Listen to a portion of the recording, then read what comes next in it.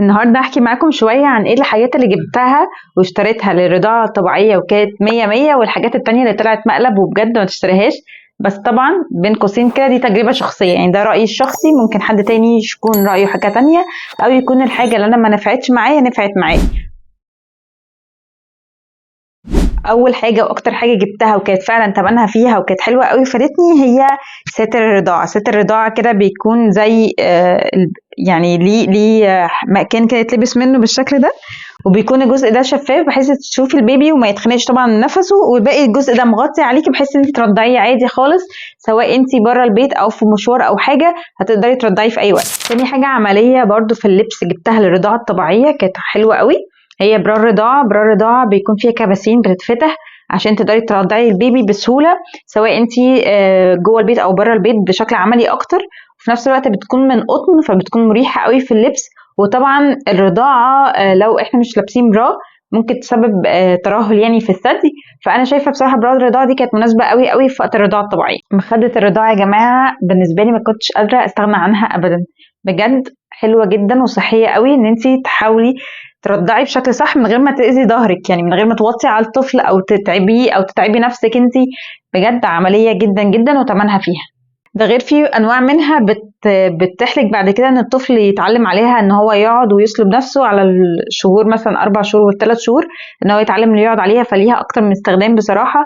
فانا بالنسبة لي كانت حلوة قوي وانصحك تشتريها لو انت هترضعي طبيعي. اخر حاجة بقى بتتلبس جبتها للرضاعة الطبيعية وكانت عملية حلوة قوي بالنسبة لي، هي قمصان النوم او البيجامات اللي بيكون فيها زراير او كباسين من قدام.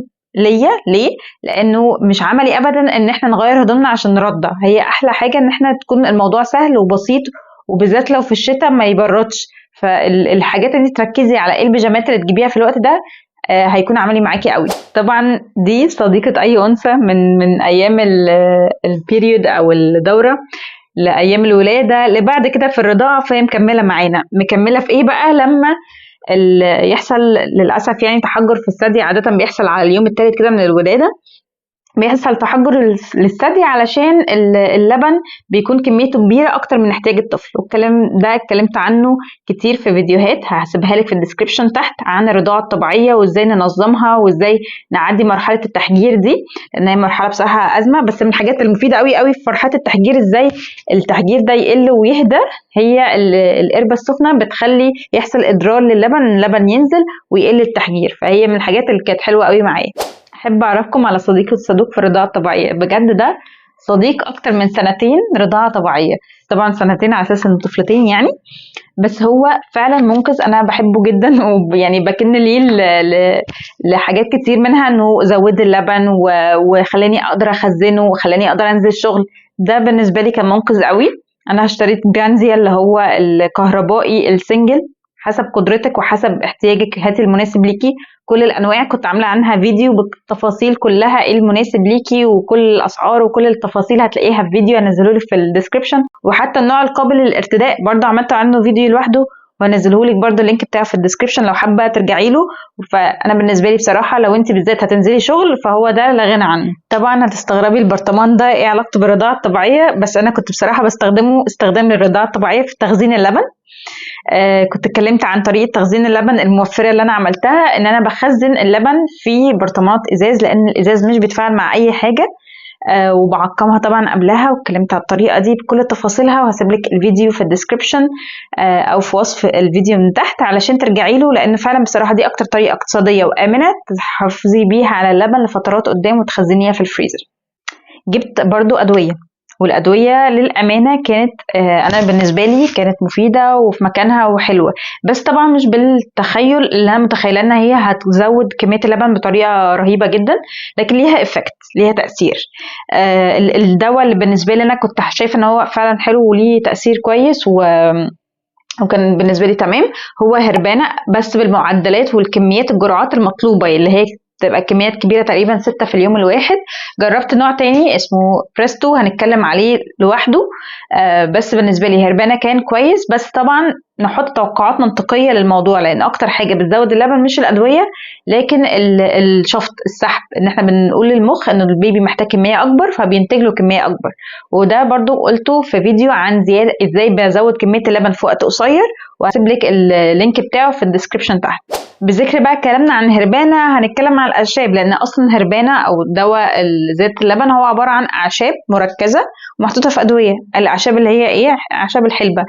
فمن الحاجات اللي تجيبيها وهتكون مفيدة هو الحلبة، بس طبعا على الناحية التانية يعني سيء قوي في موضوع الريحة، فتحتاجي طول الوقت انت تكوني حاطة مزيل عرق لأنه ريحته بتبقى مركزة قوي، بس هو بيزود اللبن. وعايزة أقول حاجة تانية، المية، شرب المية الكتير في الوقت ده برضو مفيد قوي لزيادة اللبن. كل الحاجات دي حطها لك بكل التفاصيل ازاي تزودي اللبن، وزي ما قلت لكم هسيبها لكم في الديسكريبشن.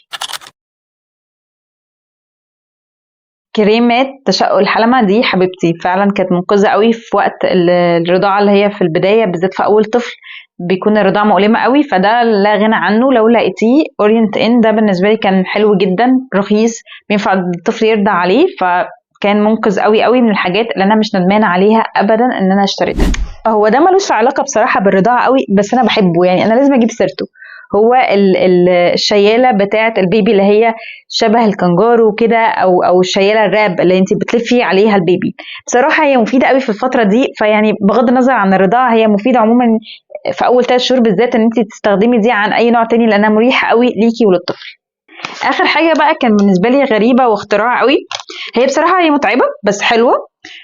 حاجة اسمها الرايل ده حاجة بتستخدم كده، أنبوبة بتحط عشان يعني الواحد العيان ياكل منها وكده، أنبوبة معدة. بس احنا في الرضاعة الطبيعية كده ممكن نستخدمها استخدام تاني، هو استخدام ان احنا ندي للطفل اللبن المتشفط من خلالها، بدل ما يحصل له التباس حلمات لو احنا ادينا له من الببرونة العادية. لانه ايه؟ لانه هي عبارة عن انبوبة رفيعة قوي، تيوب رفيعة قوي، هو بيشفط منها. طبعا الكلام ده كله انا عارفة ان هو يعني لوغاريتم دلوقتي بالنسبة لكم، لان هو المفروض يتشرح بفيديو وانا هعمل له فيديو لوحده. بس الخلاصة يعني ان اول شهرين الطفل ممكن لو ادينا له ببرونة عادية، يعني حطينا له اللبن متشفط في ببرونة عادية، ممكن يحصل له التباس حلمات، لانه طريقة الشفط من لبن او من ثدي الام طريقة سحب، انما من الببرونة طريقة عض، فهو ممكن يتلخبط بين الشفط من هنا والعض هنا. تمام؟ فهي دي الحاجة الوسيط كده في اول شهرين عشان ما يحصلوش ده. تفاصيل بقى هنسيبها في فيديو لوحده، لو انتم محتاجينها اكتبوا لي في التعليقات.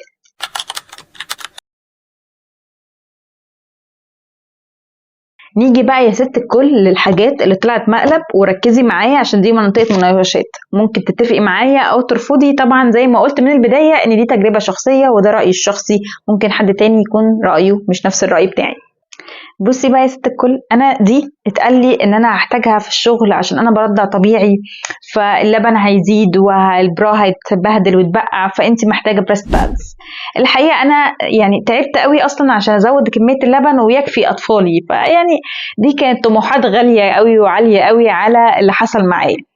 فيعني انا من رايي ان انت بدل ما تسمعيها وتجيبيها وتدبسي فيها كده زي حالاتي، وطبعا لو انت عايزه تشتريها مني يا اهلا وسهلا، بس الافضل من كده ان انت تصبري وتشوفي انت هل بيحصل معاكي كده، هل بيحصل دريبلينج للملك من البريست، يعني هل بينقط فعلا لبن ومحتاجاها، ولا ده بيحصل مع ناس تانية غيرنا خالص واحنا مش محتاجينها وما نشتريهاش على الفاضي. يعني شوفي بنفسك الاول، ولو نفسك قوي تشتري للاحتياط، في حاجات بتشترى بالواحده وبالاتنين اللي هي بتتغسل اكتر من مره، يعني هتكون موفره عن العلبه دي اللي ملهاش لازمه بصراحه بالنسبه لي. ولو حد محتاجها يا ريت يقول لي. زي كده ما شكرت في الجزء اللي انا قلت ان الحاجات دي فادتني في اللي هي في اورينت ان اللي هو الكريم بتاع التشقق الحلمه، فبصراحه ده جبته وكان اغلى، وما يعني هو نفس الفكره بس هو ما فادنيش قوي او ما كانش مريح بالنسبه لي قوي.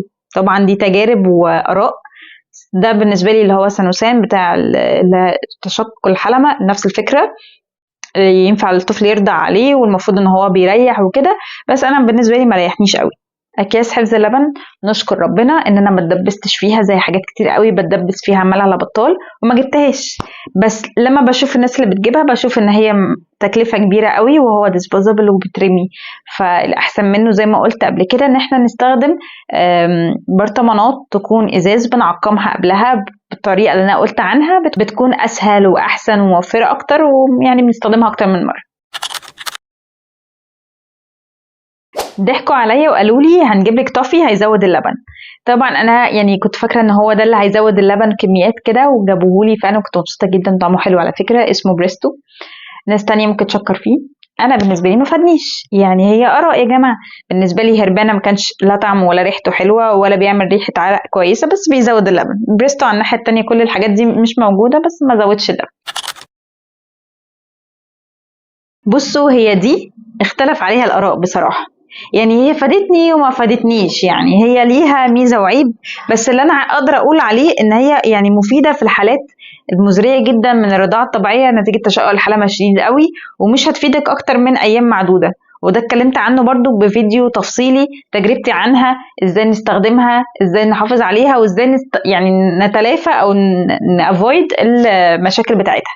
فيعني هي يعني ميدوي كده ما بين ان هي كويسه ووحشه. بصي بقى يا ستي، هي ملهاش علاقه بالرضاعه، بس احنا دايما بنقول انها هتهدي البيبي وهتبقى كويسه والافكت بتاعها على الرضاعه مش هيأثر. بس هي دي اكتر حاجه سيئه بجد، اكتر حاجه سيئه واكتر حاجه غاليه. يعني عايزه اقول لك ان انا دي يعني جايباها، يعني لفينا وجوزي كتير قوي عشان نجيبها على اساس انها بقى رائعه جدا، وكانت مكلفه قوي. يعني ما اعرفش دلوقتي بقت بكام، بس وقتها كانت قرب ال 300 جنيه يعني. anyway، فمقلب يا جماعة مش عشان النوع ده وحش، بس عشان فكرة السكاتة أو الباسيفاير مش حلو. مش حلو عموما. مش حلو لأنها بتعمل مغص. مش حلو علشان هي بتعمل التباس حلمات في السن الصغير بالذات أول شهرين بعد الولادة. بليز أول شهرين ده يعني امنعيها خالص، هي كارثة أكتر ما هي حاجة كويسة كمغص وكبتاع.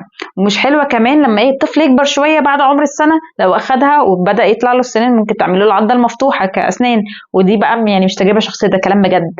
فيعني بلاش منها بجد بجد، بلاش فلوس ملهاش لازمة.